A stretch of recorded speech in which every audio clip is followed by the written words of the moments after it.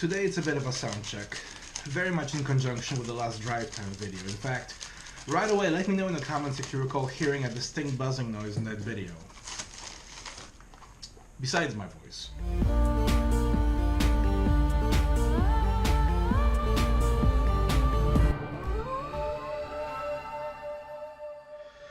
Boya BY-M1 lavalier microphone. There's already a bunch of reviews of this thing on YouTube, so let's not stand on ceremony and get right into the user experience. And if all goes well, this will be my replacement for the Komodo Products Vlog Mic. Now this is the one that I used in the drive time video. Both of these are condensers, which means they need phantom power to operate, and therein lies the main difference between them. This one draws its power from whatever it's plugged into, assuming of course that whatever it's plugged into delivers phantom power, while this one has its own inline capsule with a battery that you can flip on and off. Now, by design, these are both meant to work with smartphones, so I tested this one with my Samsung Galaxy S7 and the results were a little underwhelming. This is a test of the Komodo Products Vlog Mic as recorded on a smartphone. Fortunately, this one came with an adapter that lets me plug both of these into an actual field recorder. I simply had to enable power to the input jack. This is a test of the Komodo Products Vlog Mic as recorded on a field recorder, as recorded on a smartphone, a field recorder, smartphone. So the sound capture with the field recorder is definitely a lot crisper. In fact, when I have the two samples pulled up over here side by side in spectral view, you can see that there's a lot of information missing in the higher frequencies with the smartphone sample, and that information is very present with the field recorder sample. Now, the very next thing that caught my attention was, of course, the noise. And not just along the peaks of the selection, but right here in the background noise. In fact, let me highlight this a little bit right here.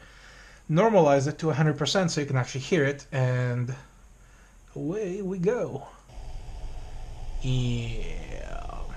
Now, I'm not sure what that is. It could be some noise being injected through poor shielding on this thing. Or it could even be the circuit that's generating phantom power on the field recorder itself. Nevertheless, this is where we turn to the Boya BY-M1, which can generate phantom power all on its own.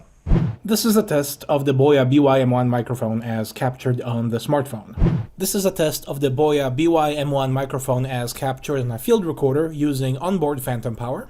This is a test of the Boya BY-M1 microphone as captured on a field recorder using the capsule power. Alright, so here we have the three samples recorded with the Boya BY-M1 microphone.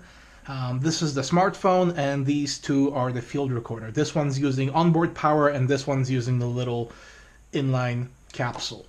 Now, the smartphone, I honestly don't know what's going on here. Something is rolling off the high end. It's visible in sight and sound, so it could very well just be my phone. I'm using the Samsung S7 Edge and the app is called quite simply Field Recorder. No high or low pass filters applied anywhere. So let's just focus on the two field recording samples. Number one, there's no longer any sort of noise in the background, any injected noise. There's obviously a little bit of brown noise, but that's very easy to correct.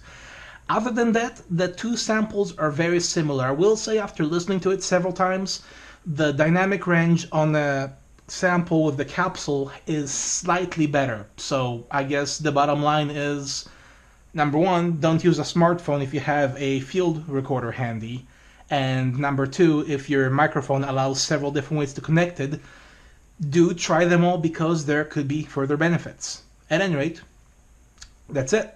Cheers.